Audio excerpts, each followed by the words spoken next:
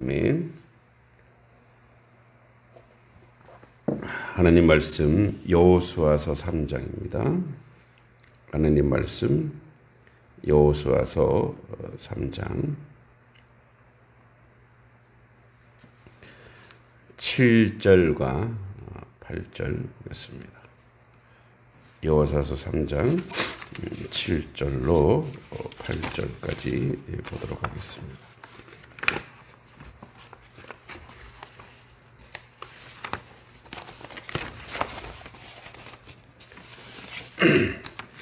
같이 한번 읽어보도록 하겠습니다. 여호와께서 여호수아에게 이르시되 내가 오늘부터 시작하여 너를 온 이스라엘의 목전에서 크게 하여 내가 모세와 함께 있었던 것 같이 너와 함께 있을 것을 그들이 알게 하리라.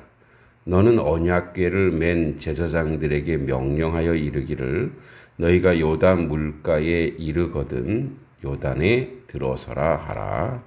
아멘. 자, 이제 오늘 말씀은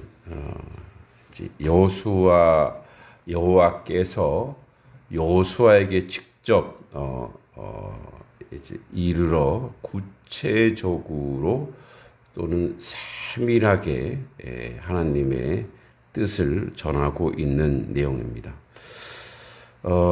이제 본문은 1장에서 이제 6장까지 여호수아가 여호와께 부름 받았을 때 요단강을 건너기 직전에 또 백성들이 건넌 직후에 또 제사장들까지 건넌 후에 또 할례 후에 여리고성을 공격하기 전에 각각 6번이나 이제 하나님이 여호수아를 불러서 구체적으로 이제 말씀을 내립니다.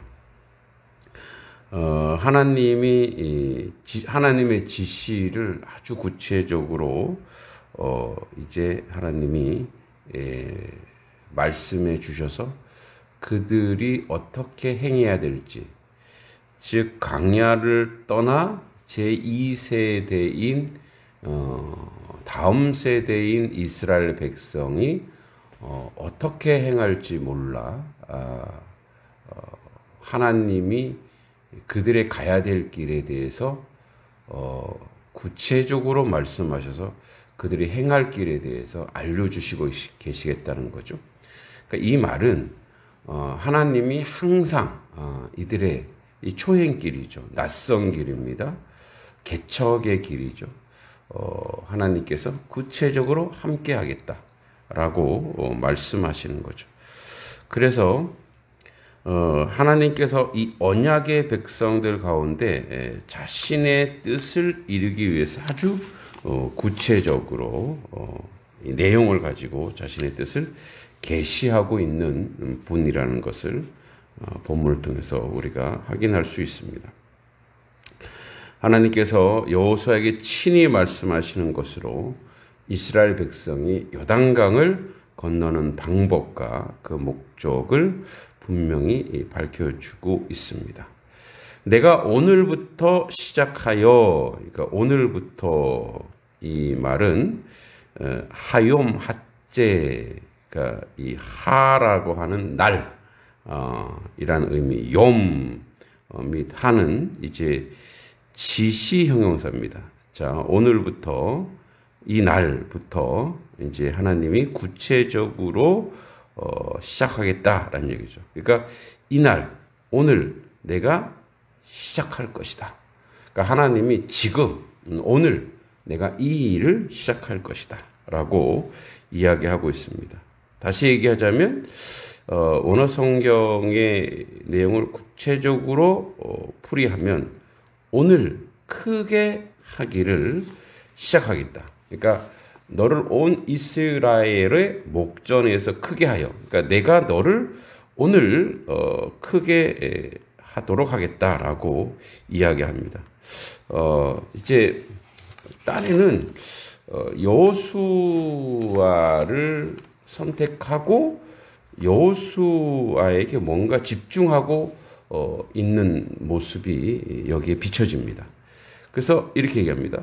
너를 온 이스라엘의 목전에서 크게 하여 그러니까 너가 모세와 동일한 지도자의 위치로 내가 저 이스라엘 백성 앞에서 만들어 놓겠다 이 얘기입니다. 그러니까 이 말은 여호수아를 띄워서 스타를 만들고 영웅을 만들겠다는 게 아니라 여호수아를 통해서 이제 제2세대가 가나안 정복 전쟁과 땅의 분배, 즉 하나님의 사역을 감당하도록 여호수아에게 힘과 또 능력과 권위를 주겠다라는 거죠. 그러니까 하나님은 당신의 종에게 이 여호수아에게 지도자의 위치, 그 일을 할 만한 은사와 능력과 이 모든 것들을 허락하고 있다라는 거죠. 그러니까 그런 면에서 여호수아를 이제 본격적으로 이스라엘의 지도자로 세우고 모든 이스라엘 백성들로 하여금 모세를 대신하는 그들의 지도자로 받아들이게 하겠다고 그렇게 선언하게 됩니다. 실제로 여호수아의 지도 아래 요단강 물이 멈춥니다. 그리고 이스라엘 모든 백성들이 그 강을 건너 가나안 서편 땅으로 들어가는 대역사가 그 사명이 이루어집니다. 이는 과거 이스라엘 백성이 모세의 지도하에 애굽 땅을 나와 가나안 땅을 향한 여정을 시작한 그 첫 단계 홍해를 가르고 그것을 마른 땅처럼 건너는 놀라운 기적의 역사를 재현하고 있는 겁니다. 그러니까 모세의 구원의 역사, 구속의 역사가 제2세대의 여호수아를 통해서 이제 가나안 땅을 차지하는 기업에 이르는 그러한 역사를 하나님이 세우시고 만들어가고 있다는 거죠. 우리가 여기서 잘 알아야 될 것은 구체화되고 있지만 여호수아를 여호수아로 만든 분이 누구냐? 그분이 하나님이시다는 거죠. 오늘도 우리는 우리 각자의 공동체에서 하나님이 기름 부음 받은 참된 지도자로 살아가야 합니다. 그 목회자만이 영적 리더십을 가지는 게 아니라 각 가정에서 가장이라든지, 그러니까 보통은 우리가 이제 남편이 아버지가 뭐랄까 공동체 가장이죠. 그러나 영적 가장은 바뀔 수 있어요. 물론 결국은 그것이 아버지로 향하는 것이 가장 바람직하기도 합니다.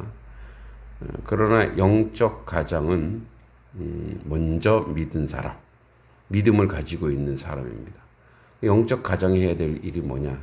하나님께서 그를 거기 세우셨다면 기도를 통해서 또 섬김을 통해서 그 가정이 홍해를 건너고 이제 홍해를 건너 구원의 역사를 이루고 가나안 땅 요단강을 건너서 가나안 땅을 차지하는 복의 역사, 구원과 복의 역사를 이룹니다. 그러니까 홍해를 건너 구원을 이루고 가나안 땅을 건너 땅을 차지하는 축복의 역사를 그 가정 가운데 또 여러분의 직장과 공동체와 또 학교에서 그 일들을 이루어야 될 줄 믿습니다. 그래서 이 참된 지도자 상에 하나님 입장에서는 그를 세워 지도자로 만들고 또 우리의 지도자 되는 자는 하나님의 뜻을 철저히 순종하고 기도함으로 소통하여 그 뜻을 순종하는 거죠. 순종의 힘은 하나님과 소통에서 나옵니다. 하나님과 충분한 대화가 되는 자가 구체적으로 아주 디테일하게 순종할 수 있는 거죠. 하나님과의 소통이 없으면 그건 순종이 아니고 자기 마음대로 하는 겁니다. 자기 임의대로 하고, 그래서 사사기에 보면 자기 소견대로 했다고 하는 거죠. 다 망하는 거예요. 그래서 우리는 한 발자국 한 발자국 갈 때마다 여기 이스라엘 백성이 처음 가는 길, 초행길, 낯선 길, 개척의 길에 하나님의 말씀을 듣고 한 발자국 한 발자국 가야 되는 은혜가 있을 줄 믿습니다. 그리고 이렇게 합니다. 내가 모세와 함께 있었던 것 같이 너와 함께 있을 것을 그들이 알게 하리라. 그러니까 내가 너와 함께 하리라는 건 너도 알지만 그들도 아는 자리로 이끌겠다라는 거죠. 즉, 하나님이 함께하고 있구나. 저 사람은 하나님과 동행하고 있구나라고 알게 하겠다는 거죠. 그것을 하나님이 보게 하겠다는 거죠. 저 세상이 알게 하겠다는 거예요. 하나님의 교회의 영화로움과 축복은, 또는 하나님의 사람들의 그 복된 삶은, 저 교회 또는 저 성도, 저 가정은 하나님이 함께하고 있구나라는 것을 확인하는 거예요. 얼마나 큰 축복이에요. 그러니까 이제 우리 단석교회나 많은 교회들이 마찬가지예요. 최대한 교회를 드러내는 것을 하지 말고 하나님의 뜻을 드러내는 것을 해요. 교회나 목사나 그 어떤 공동체의 이름을 드러내는 게 아니라 하나님 믿는 사람들은 저렇게 사는 거구나를 보여줘야 해요. 그러니까 그런 일들에 하나님께 기도해서 지혜를 구해야 돼요. 그리고 그 지혜를 구하고 아주 겸손히 그런 일들을 행하는 거죠. 그랬을 때 하나님이 영광이 드러날 때, 하나님이 함께하는 걸 알 때 세상은 교회를 멸시하지 못합니다. 그리고 교회를 존경하게 되고, 그리고 결국에는 교회의 공동체 일원이 되는 구원의 역사가 있는 거죠. 그러니까 오늘날 우리의 하나님의 뜻을 행하고 하나님의 말씀을 순종하고 하나님의 은혜 가운데 살아가는 삶의 모든 내용과 모습들이, 그러니까 우리의 말과 행동과 일거수일투족이 그것이 구원과 연결되어 있습니다. 세상의 구원과 연결되어 있어요. 그리고 하나님은 오늘도 우리와 함께 하게 하시는 것을 세상 가운데 보이고 싶은 거예요. 하나님의 백성이니까. 그래서 그들로 알게 하겠다라고 하는 이 확증하는 사실, 그 사실을 우리가 기억하고, 그러니까 이것이 하나님의 마음입니다. 하나님이 우리와 함께 하시는 거, 우리는 알지만 우리가 세상이 저 사람들은 하나님이 함께 하는구나, 뭔가 달라 라고 하는 그런 경외와 신비, 그것이 바로 하나님과 동행하는 인생이라는 거죠. 그런 자리에 우리가 서 있길 바랍니다. 그래서 이렇게 얘기하십니다. 너는 언약궤를 맨 제사장들에게 명령하여 이르기를, 너희가 요단 물가에 이르거든. 자, 이제 외우고 딱 가요. 가서 요단 물가에 이르거든. 요단에 들어서라. 요단에 들어서라. 여호와께서 여호수아로 하여금 언약궤에 매는 제사장들에게 명령하도록 직역했습니다. 직역하면 너는 그 요단 안에 서라입니다. 들어서라, 지탱해라, 이런 얘기입니다. 그러니까 요단 안에 딱, 이제 우리 다음 주에 하겠지만 요단 안에 딱 들어섰으면 그때 물이 멈춥니다. 언약궤가 딱 들어서면. 그리고 이 제사장들은 거기에 가만히 있어야 돼요. 다 건널 때까지. 그러니까 하나님의 말씀이 그 요단강 안에 딱 들어섰을 때 기적의 역사가 일어나는 거예요. 그러니까 그 말씀이 앞서서 행할 때 그 뒤에 따라오던 이스라엘 백성들이 요단강 물이 딱 멈추는 거예요. 그러니까 말씀의 능력이 나타나는 거죠. 하나님의 역사가 나타나는 거예요. 그때 건너가는 거예요. 근데 그 요단강을 언약궤를 맨 제사장들은 가만히 있어야 돼요. 나도 빨리 건너가고 싶은데, 아니요. 그 말씀을 잡고, 말씀의 무게를 잡고 가만히 있어야 돼요. 다 건널 때까지. 그러니까 이 말씀이 1등으로 가는 것이 아니라, 말씀이 끝까지 한 명의 낙오자도 없이 다 건널 때까지 기다리는 거예요. 그래서 말씀을 맡은 자는 그렇게 기다려주는 거죠. 모두가 구속과 구원의 은혜, 하나님의 축복의 역사에 있을 때까지 계속 말씀은 그 가운데 있어서 역사를 나타내게 해야 돼요. 왜냐하면 말씀 자체는 바로 말씀이 하나님의 능력이요, 하나님의 은혜이기 때문에 그렇습니다. 그래서 하나님의 말씀이 그 전체 공동체에 흘러가도록 끊임없이 그 말씀을 잡고 제사장의 역할, 즉 말씀을 맡은 자, 오늘날로 치면 이 목회자의 역할이 그것이죠. 여기 이제 요단이라고 하는 뜻은 뭐냐면 내려가다라는 뜻입니다. 내려가다. 즉 이 요단강은 해수면보다 원래 393m나 낮은 위치에 있는데, 완전 낮아 있는데 물을 멈추게 한다는 기적적인 거죠. 그 말씀의 기적과 이적을 온 이스라엘이 보게 하는 거예요. 듣게 하는 거예요. 알게 하는 거예요. 그 역사를, 그래서 여호수아와 그 제사장들이 하나님의 뜻을 행하는 그 역사를 만끽하고 누리는 자리로 가게 되는 거죠. 들어서야 됩니다.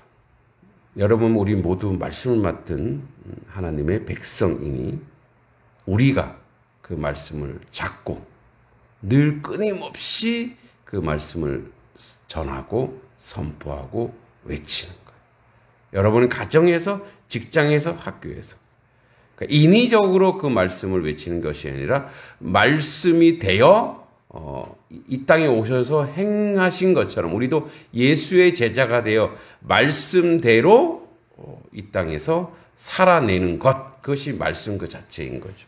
그랬을 때 우리 주변 하나도 빠짐없이 하나님의 구속의 자리,